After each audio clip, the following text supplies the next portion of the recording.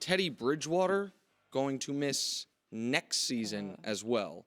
That's brutal. I mean, you told me during the break they thought that was the case. That's why they had to go get Bradford. Like they knew this was going to be the case. When people talked about Minnesota, they traded the 1 and the 4 for Sam Bradford for the season.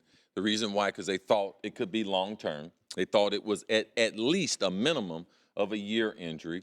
And Sugarman, their trainer, if he didn't have the expertise that he had, and if he wasn't right on the spot, there could have been permanent nerve damage to the knee. It was basically a 5-step drop.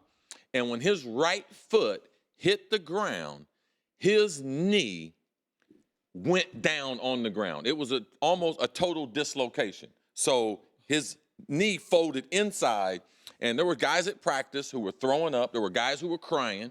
It was something that you can't prepare yourself to see. It was a horrific injury. Do you think that he'll ever play again?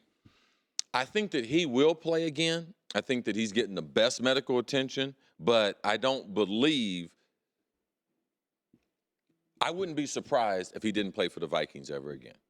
I believe he could play football, but I wouldn't be surprised. Sam Bradford has 1 more year on his contract. I'm not trying to create some type of hyperbole or something, but it's a tough decision for them to build it because he's still in his rookie contract. So it's a decision they'll have to make after next season. But and it's because he's on the new rookie wage scale, they do this thing where they can add a 5th year, but you don't know if you want to. Another thing you said about an hour ago after Romanowski, because Romanowski, if you guys weren't watching, we'll put clips up on our Twitter feed, or if you're listening on the radio, you can check it out on the podcast. Bill Romanowski and Cris Carter had some battles during their careers. And Bill Romanowski was sitting on my left. Chris, you were sitting right there on my right. And Bill, when we talked about it, Bill's eyes got real wide. They almost started to water. He got back in that moment. And what you said to me was, man, us football players is different. We're just a different breed of human being. And I say that to say this. The fact that Teddy Bridgewater wants to play football again makes him a different breed of human being.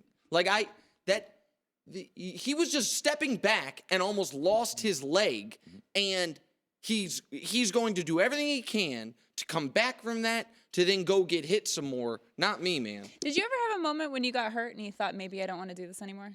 There's a couple times. I broke my collarbone, L.A. Coliseum. You and me both broke our collarbones playing football. And really? At that time, it was so painful, and it happened so quick. It was like a tree branch snapping. I could hear my collarbone snap. And then another time when I decided to come out of retirement and play with the Dolphins, the first game, a Monday night game, I'm playing against Green Bay. I run a slant pattern, and Tyrone Williams hits me in my kidney.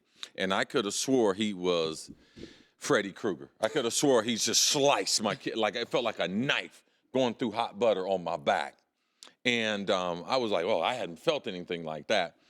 Come to find out, my kidney, I ended up having some kidney issues. My kidney the next week was only working 20%. And when a doctor told me, it was a specialist who helped out Alonzo Mourning when he had the problems, when he told me he was Alonzo's doctor, for one, I fell on the ground in the hospital.